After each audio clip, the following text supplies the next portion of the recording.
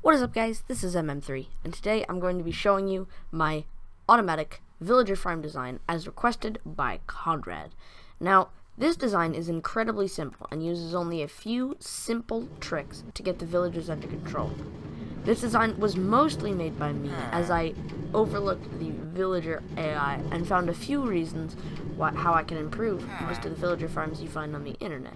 But those will work almost just as well. This just has a few tips to make it even better. Basically how this works is there's a villager up here with an inventory full of seeds that he can't pick up wheat that yet spawned in.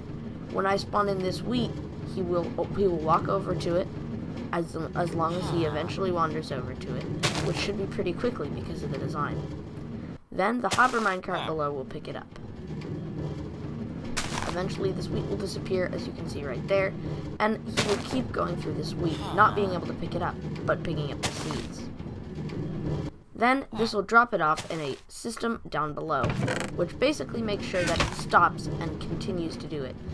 To do this, basically all you do is you place a comparator leading into a repeater, a block, redstone on top of a block next to that, and a torch powering the block. It just makes sure that the entire hopper minecart gets emptied. To build this, I'm not going to do a step-by-step tutorial because that would take too long. Instead, I'm just going to show you guys the basics of it. All you basically need is to put a villager in a containment unit right here, throwing stacks and stacks of seeds on him until he does not pick them up anymore. Then you can let him go and run free into the wild. He will plant the seeds automatically and just let the farm work. It'll do everything after that as long as you have a hopper minecart system below. Leave this block next to the corner allowed to be empty so that you can have a faster design. I know what you're thinking, how is it possibly faster? Well, it is. This is due to villager physics, as they will not ever walk up to this block and have the wheat fall over here. Instead, it'll fall on top of this block and get pushed by the fence onto one of these three. It's very complicated, and it only happens when the villager reaches that block. But as you can see over here, hopefully he will. As you can see, he's not picking anything up, but the villager will attempt to pick up the wheat. Now, also, below this, you're wondering why it even matters, because there's two blocks up here. I accidentally bumped the minecart. Put simply, it's because of item physics, and it'll always bounce into this block. But either the villager or this will pick it up.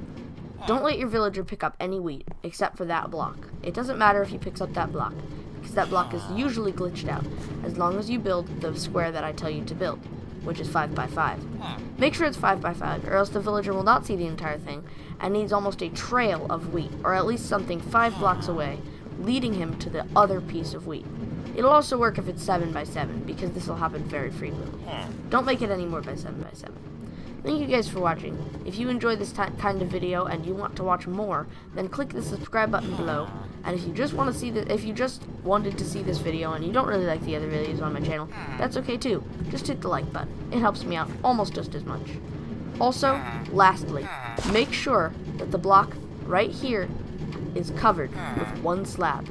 That'll make sure that the villager does not step on top of it, and it'll make sure that the villager can't see through it. This is very important because you want him to walk around the block, and otherwise his physics will glitch out and walk over here.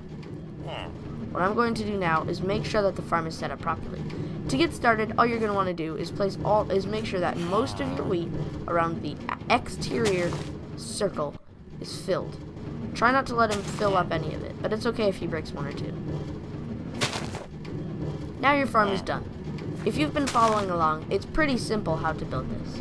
Your villager will keep on picking up seeds, and so will the cart, as long as the villager couldn't pick them up.